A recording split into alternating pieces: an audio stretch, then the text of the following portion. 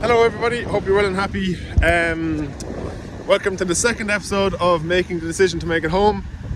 First things first, I have to say a massive thanks for all the interest and shares and likes and all that kind of stuff over the last couple of days on the first episode.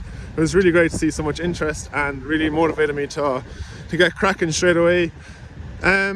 Second thing was I will be doing a deeper dive into the tide because people spend their whole lives studying the tide, so I couldn't possibly get it into one video. And the third thing was that I'm also going to do a video for the East Coast swimmers, or the people that swim in the Irish Sea, because there's a huge amount of funneling that happens between the UK and Ireland, and some crazy things happen with the tide in there, and it's important that we just do our own video on that. So let's get going.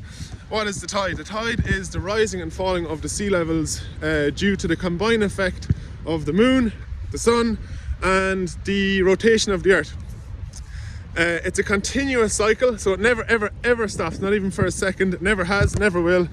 And it takes approximately 6 hours to come in and 6 hours to come out. So it's a continuous cycle, never stops. 6 hours to come in, 6 hours to come out.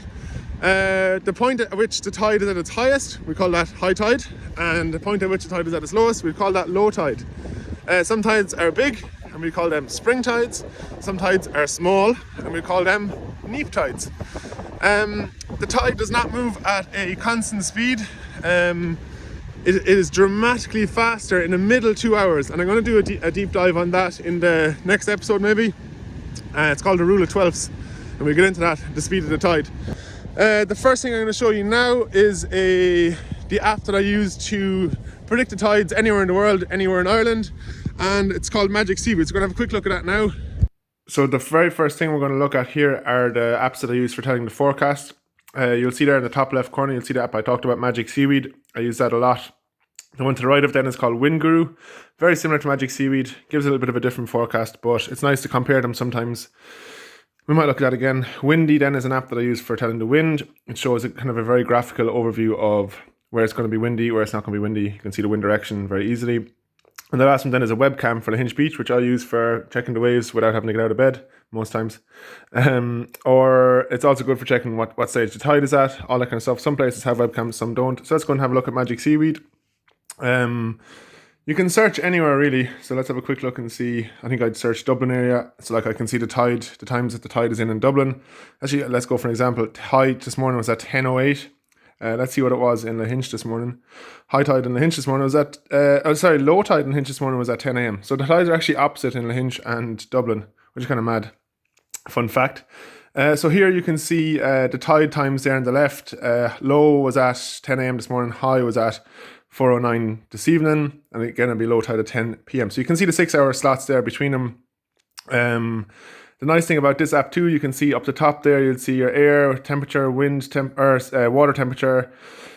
You can check your winds. You can also check first light and last light, which I use for surfing a lot. And you'll also see your sunrise and your sunset times for those people that like to swim during them times. Let's just have a look at tomorrow. So low tide today was at, you can see it there, 10, pretty much 10 a.m. Low tide tomorrow is at 10:41. So that means that the tide on average is about 40 minutes or 50 minutes later every single day. So it's just something that you can note in your head. The tide is in today at 10, it's pretty much 11 o'clock tomorrow, and so on. So that's kind of a nice piece of information. It also means that if the tide is in today, Sunday at 10, tide is out today at 10 a.m. Next Sunday, it'll be pretty much in at 10 a.m. So that's how that kind of works too, but nice information there to remember.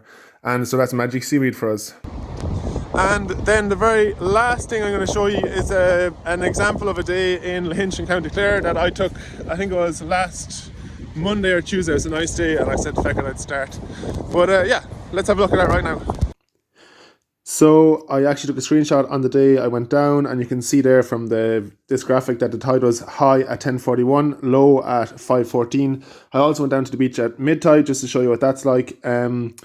We haven't got into the swell yet, but 3 feet at 10 seconds is small. Just a piece of information for the video as well.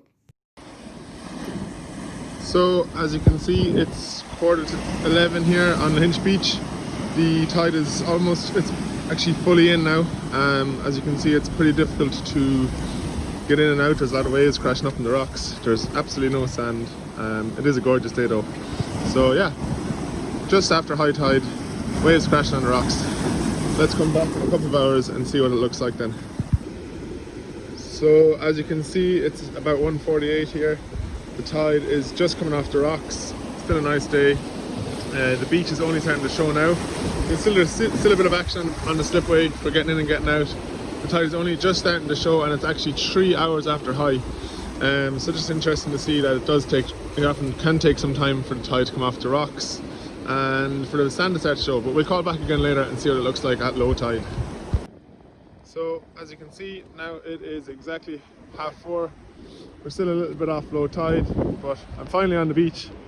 There's loads of sand, loads of people out walking at long last, and there's even a few people in the water. So, you know, it's only in the last hour or two that we've seen a bit of sand on the beach here. So just the last thing anyway, guys, is that how does the tide affect our swims? And the tide makes a big difference. As you can see from that video in Lahinch, you could see that when it was high tide, you could see that there was an awful lot of water moving on the steps. It would have been quite difficult to get in and out. And actually there was actually quite a small swell and small waves that day. So, you know, that's just a fairly standard day in Lahinch. And, you know, you would probably base your swim or the time of your swim around the tide, and you'd say, look, it's going to be difficult for me to get in and out that day, so I might go a little bit later, make sure the tide's out, or whatever it is. Now, we will be talking about other factors as well, so it'll all start to make a bit more sense. But yeah, I suppose just picking a time that is easy to get in and out, I suppose, would be the big one with the tide. And we start to bolt on things like waves and all that kind of stuff, it'll all start to make a bit more sense as well. So yeah, it can impact our swims, making decisions based around the tide. And hope you enjoyed the video, and I look forward to episode 3. Talk to you soon.